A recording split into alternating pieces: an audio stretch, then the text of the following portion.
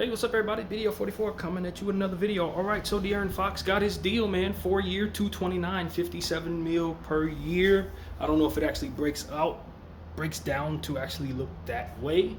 I'm not sure about player option, team options, no trade clauses. None of that was really in the information that I read. I just know that he got a deal worth 4 years, 229.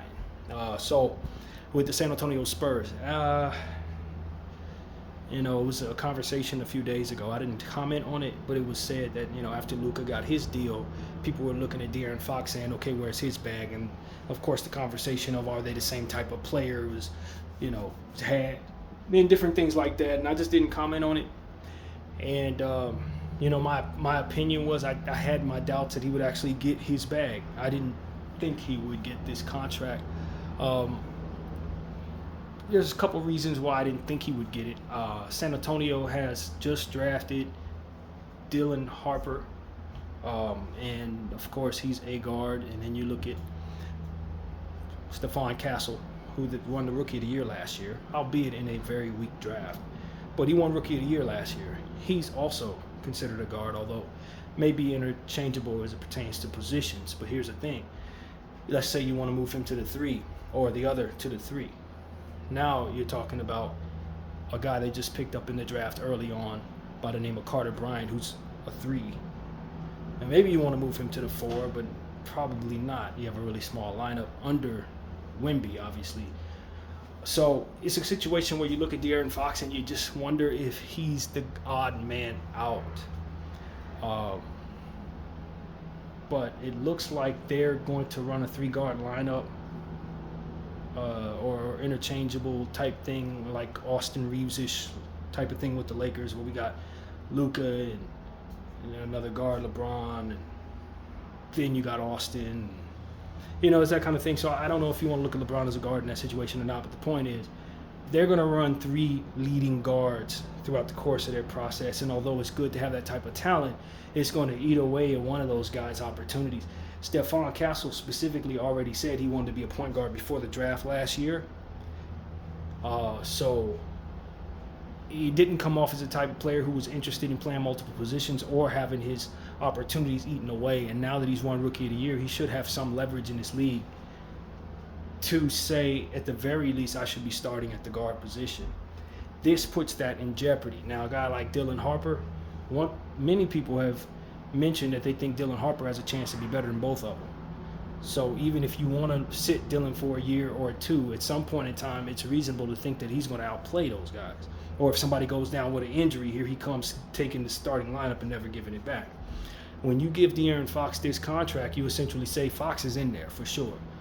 Dylan Harper, Stephon Castle, figure yourselves out. It's essentially what it looks like on paper. I don't know if it actually translates to that. Maybe you have Carter Bryant coming off the bench permanently and just have one of those dudes playing the 3. But again, you're a bit small there.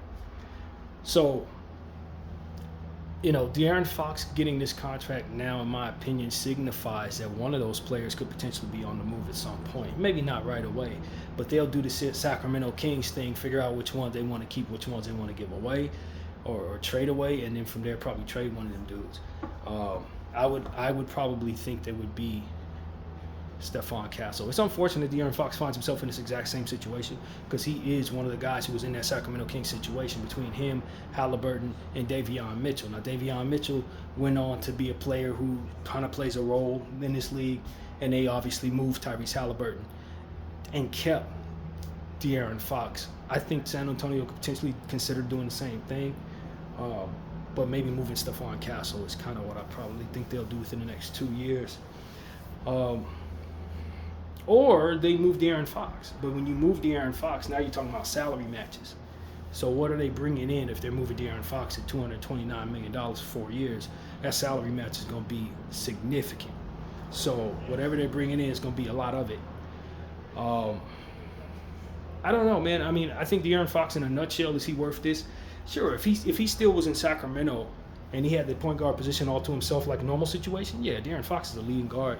I don't know where he lands, but I have him in the mix with guys like LaMelo Ball and Tyrese Maxey, that category of player, maybe even Jalen Brunson, although some people would disagree, Darius Garland. I kind of have all those people kind of lumped into the same range, and they should all get max money. You know, they're all max star level all-star players.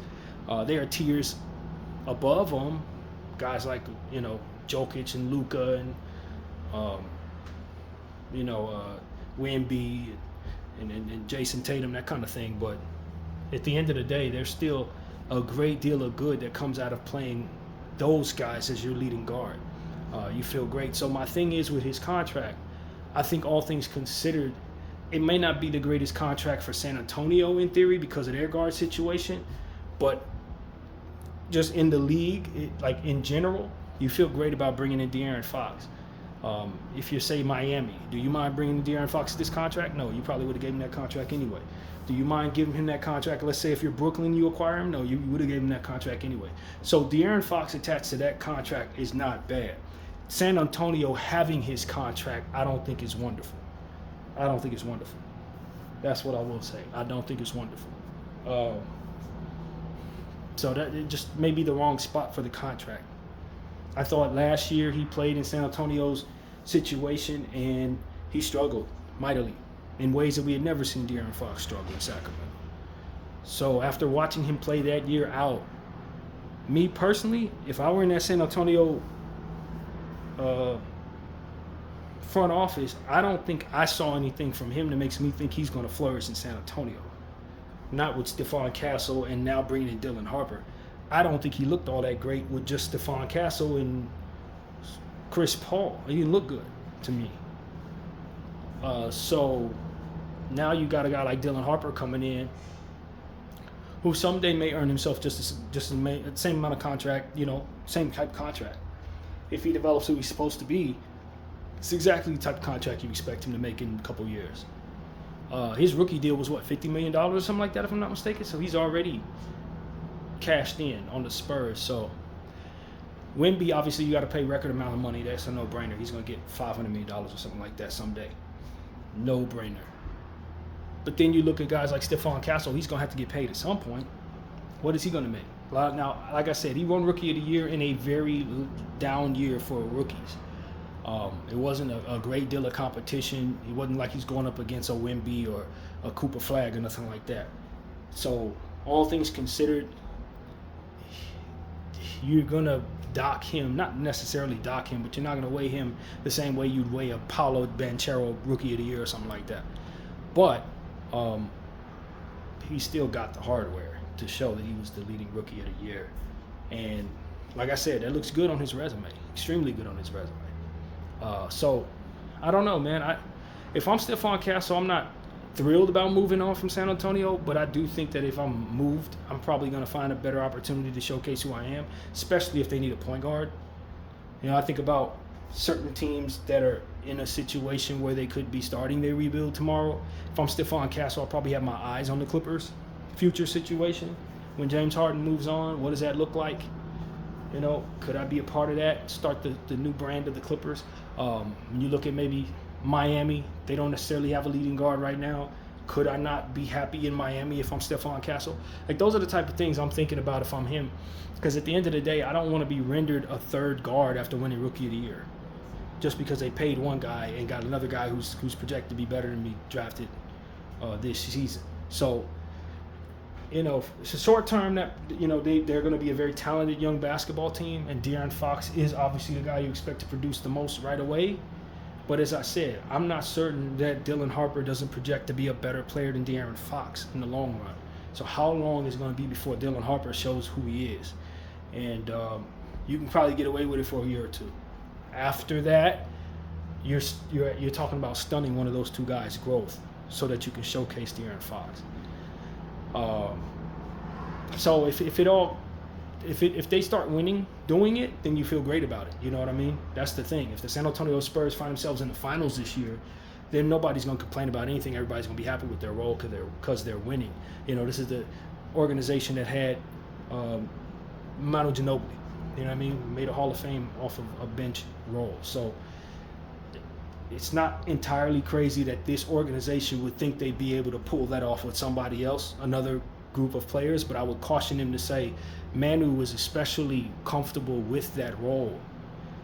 You can't count on people doing that San Antonio. You can't count on just because we had Manu, somebody else is going to Manu. No, nobody else wants to Manu, bro.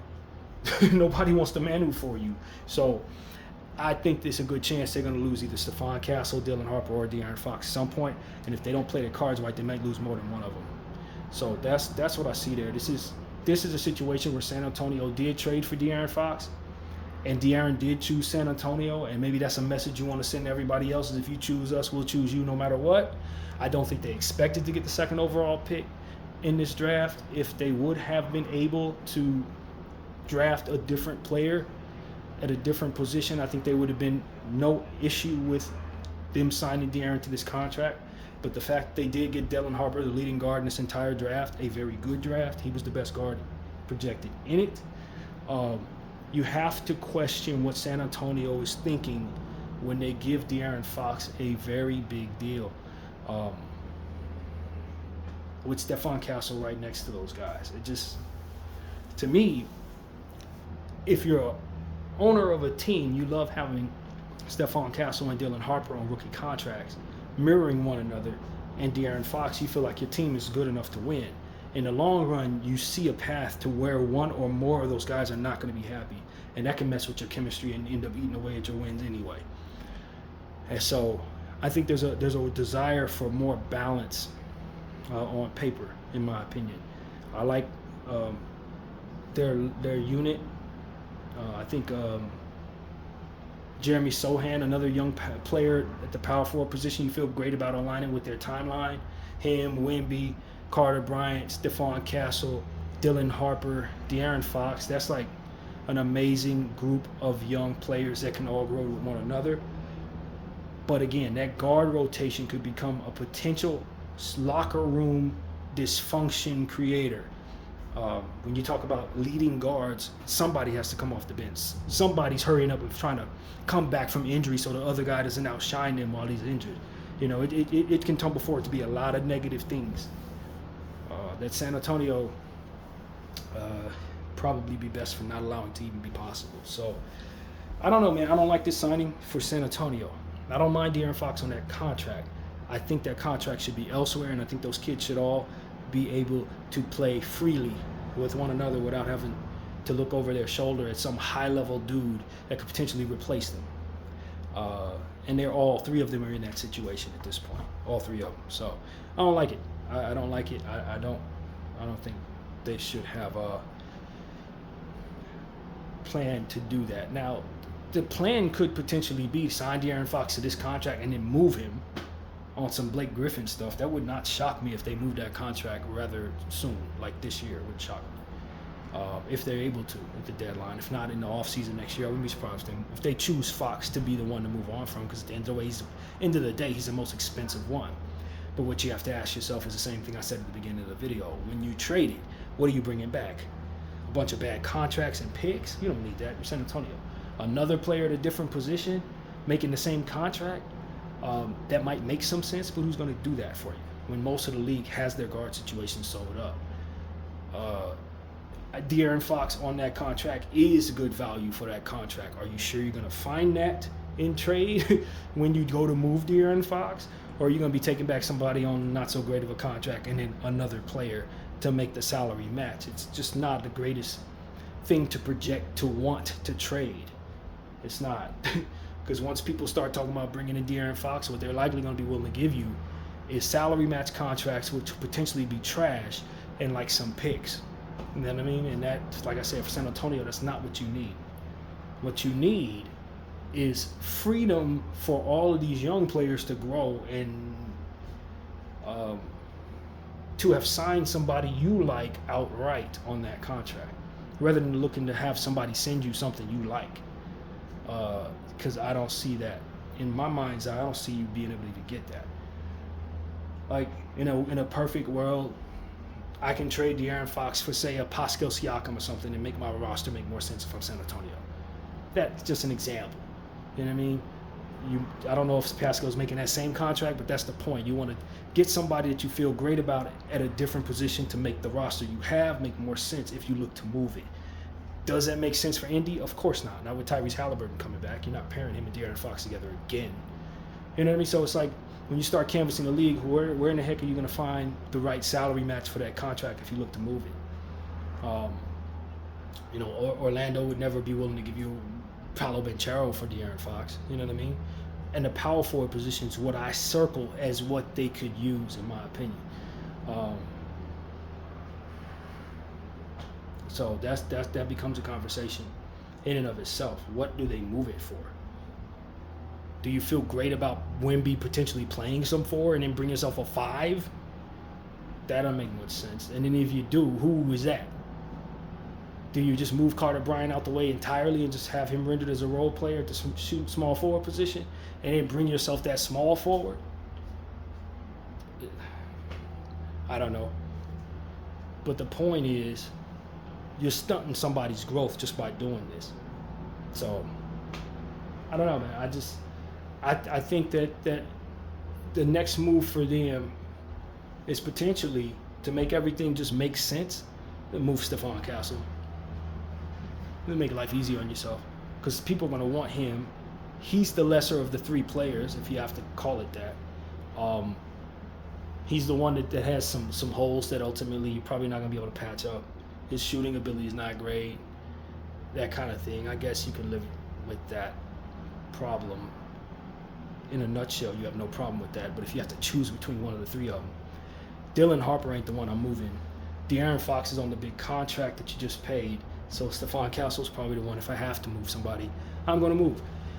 And I don't want to have to move him if I'm them, because he might be your best perimeter defender. So, yeah, this is, San Antonio's in a great spot with the young players and all of that. I don't think they should have did this. I probably would have moved De'Aaron Fox. Now, maybe, like I said, you sign him to move him. But I think I feel a lot better about moving him if he's not on a massive contract. You know what I mean? I feel great about what my return is if it's not $229 million worth of stuff. So, yeah, I don't know. I don't know about the vision, man. I don't know about the vision. If these guys are open to sacrificing for one another, or if somebody ends up injury prone or what have you, then you feel great about having these leading guards continuing to rotate around Wemby. It leaves Wemby in a position to always succeed. But the vision is a bit off, in my opinion, in the sense that you're asking leading guards to be career bench guys. And even if they're willing to do that, you have the dynamic where young players are likely trying to hurry back from injury. I do not want to understate that. That's a real thing. A guy rolls his ankle, should be out for 2 weeks. He's only going to miss 7 days because of this guy. And he's not going to heal, and it's going to tumble forward to potentially constant injury issues for that player, or multiple players who find themselves in that situation at different times, especially the 2 young ones, Harper and Stephon. De'Aaron got his money. He's solidified in this league, this and that. Those 2, they're going to be fighting tooth and nail for playing time. Who finishes basketball games? It's not.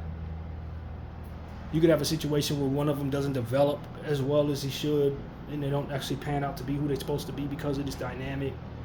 It's not. This is not. Nah, I don't like the vision. San Antonio. But I've been telling you guys for about a year now that I haven't really been on board with San Antonio's vision. I don't love what they're doing around Wemby. I really don't. I think they lucked into this guard situation. They getting the 2nd overall pick. I think they really lucked into that. And I think they have some nice players. I like getting Carter Bryant. I thought that was a nice move. But some of the other stuff around the situation, some of the transactions they made, I just haven't been in love with their front office. I really haven't, low key. It's not like they're horrible. They're not stand out bad, but like they're just getting by as it pertains to the vision. I'm not loving it. I don't think it's the way that I would build around Wemby. I don't think so. And so, they got a lot of talent, but and De'Aaron Fox, you were going to take De'Aaron Fox no matter what. If whoever the GM is, all of the GMs in the league, if De'Aaron Fox says, I want to come play with Wemby, you're going to definitely bring him there. So I don't know you had a choice in that matter. He chose San Antonio, you're going to bring him there. That's the right thing to do. Everything after that is kind of hit and miss for me with San Antonio. Hit and miss. I probably would have moved Sohan 2 years ago when he was showing signs of not being willing to pass to Wemby. They've since patched that up. So it looks like that's well behind him, that whole thing. But that I would have moved him then. And just so on and so forth. Certain things. They had a really good year with Chris Paul, so I wasn't big on that. But he played 82 games for them, really helped their young players. That was a good signing. So, what are you going to do? It is what it is. But now they do this, and I'm wondering if it's not best for them to immediately shop De'Aaron Fox or Stephon Castle at this point after signing him to this deal. I'm just wondering if it's not the best move for them to do that. So we'll see how it looks on the court next year. Hopefully none of this stuff that I'm concerned with actually happens. They're a very storied organization. They've been able to get people to buy in. I think a lot of that had to do with Pop being in place, who is not in place anymore as a coach. So I don't know if I'm certain that their latest hire is going to be able to get these guys to buy in like that. So we'll see, man. We'll see what San Antonio decides to do. I'm not a San Antonio fan. I'm a Laker fan, so clearly this is the ops. But I am very much interested in what happens with Wemby as one of the leading faces of the NBA going forward. We all eyes on Wemby. So that's pretty much what I gotta say, man.